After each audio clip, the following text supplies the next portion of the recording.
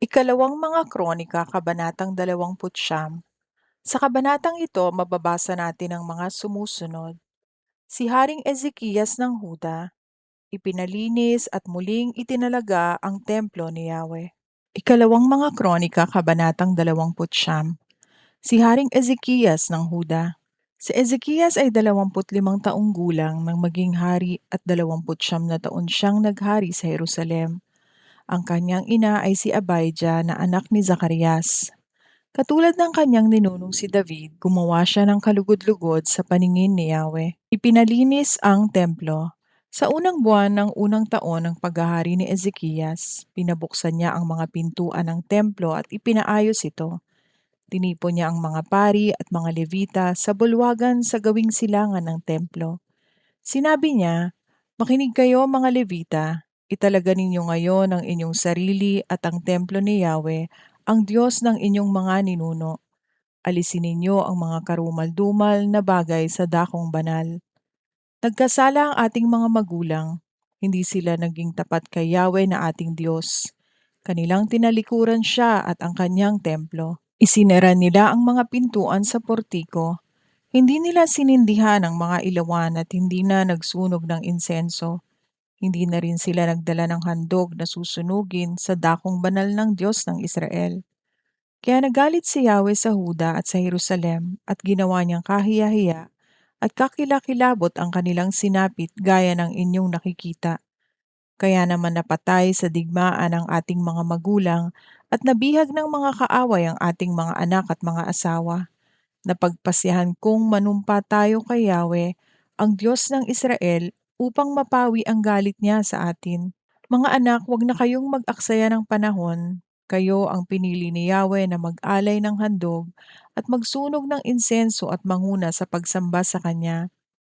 Inihanda ng mga Levita ang kanilang sarili sa angkan ni Kohat, si Mahat na anak ni Amasai at si Joel na anak ni Azarias. Sa angkan ni Merari, si Kish na anak ni Abdi at si Azarias na anak ni Jehalelel. Sa angkan ni Gershon, si Joa na anak ni Zima at si Eden na anak naman ni Joa. Sa angkan naman ni Elizephan, si Simri na anak ni Jeiel. Sa angkan ni Asaph, sina Zacarias at Matanias. Sa angkan ni Heman, sina Jehiel at Simei.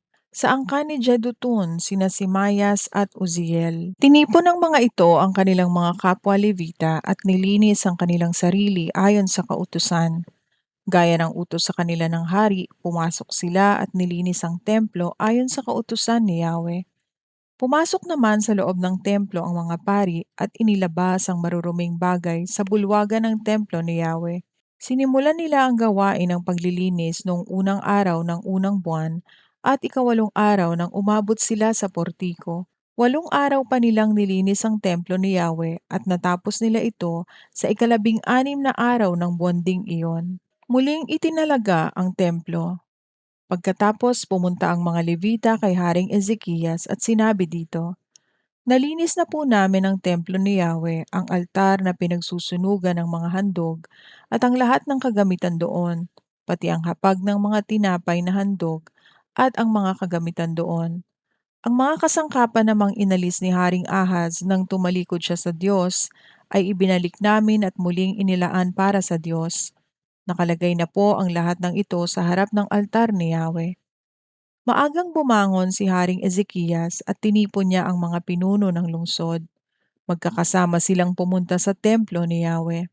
May dala silang 7 toro, 7 lalaking tupa, 7 kordero, at 7 lalaking kambing na handog pang kasalanan para sa kaharian, sa templo at sa Huda. Iniutos ng hari sa mga paring mula sa angkan ni Aaron na ihandog ang mga ito sa altar ni Yahweh. Kaya't pinatay ng mga pari ang mga toro at ang dugo nito'y iwinisik nila sa altar. Gayon din ang ginawa sa mga lalaking tupa at kordero. Ngunit ang mga lalaking kambing na handog pang kasalanan ay dinala sa harapan ng hari at ng kapulungan. Ipinatong nila ang kanilang mga kamay sa mga hayop na ito.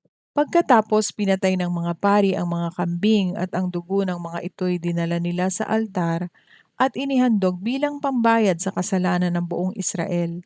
sapagkat iniutos ng hari na ialay para sa buong Israel ang handog na susunugin at ang handog pangkasalanan.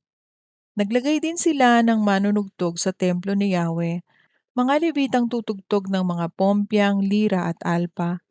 Ito ang utos ni David, ni Gad na propeta ng hari at ni propeta Nathan ayon sa utos ni Yahweh na ibinigay sa pamamagitan ng kanyang mga propeta. Nakatayo doon ang mga Levita na may hawak na mga panugtog na ginamit ni David at ang mga pari naman ang may hawak ng mga trumpeta. Iniutos ni Ezekias na ialay sa altar ang handog na susunugin. Kasabay ng paghahandog, inawit ang papuri kay Yahweh sa saliw ng trumpeta at mga instrumento ni David. Ang buong kapulungan ay sumamba, umawit ang mga awit at hinipan ang mga trumpeta hanggang sa matapos ang pagsusunog ng mga handog. Pagkatapos ang hari naman at ang kanyang mga kasama ang nagpatira pa at sumamba sa Diyos. Iniutos ni Haring Ezekias at ng mga pinunong kasama niya sa mga Levita na awitin para kay Yahweh ang mga awit at papuring likha ni Haring David at ng propeta niyang si Asaph. Buong galak silang umawit ng papuri, nagpatira pa at sumamba sa Diyos. Sinabi ni Ezekias sa mga ito, "Nalinis na ninyo ngayon ang inyong mga sarili para kay Yahweh. Lumapit na kayo at dalhin sa templo ang inyong mga handog ng pasasalamat kay Yahweh." Nagdala nga ang buong kapulungan ng mga handog ng pasasalamat, ang iba na may kusang loob na nagdala ng mga handog na susunugin. Ang mga handog na susunugin para kay Yahweh ay umabot sa 70 toro, 100 lalaking tupa at 200 kordero. Ang inialay ng mga handog ay umabot sa 600 toro at 3,000 tupa. Ngunit iilan lamang ang mga pari at hindi nila kayang gawin lahat ang pag-aalay sa mga handog na susunugin, kaya tinulungan sila ng mga Levita. Dahil dito nagkaroon ng pagkakataong makapaglinis ng sarili ang ibang pari, sapagkat naging mas masigasig sa paglilinis ng sarili ang mga Levita kaysa mga pari. Bukod sa mga handog na susunugin, marami rin ang taba ng mga handog na pagkaing butil at inumin. Sa ganitong paraan na ibalik ang dating pagsamba sa templo ni Yahweh. Tuwang-tuwa si Haring Ezekias at ang buong bayan sa ginawa ng Diyos para sa kanila, sapagkat hindi nila akalaing ito'y matatapos agad.